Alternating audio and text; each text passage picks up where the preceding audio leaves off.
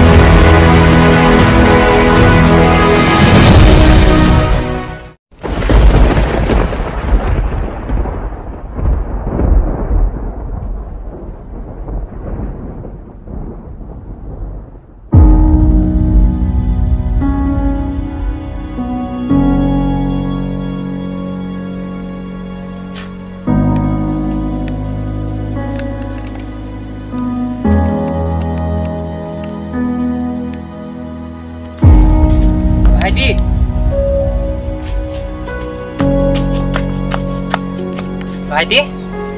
এই পতাকাখন তাত পেলাই থৈ আহিলে যে ও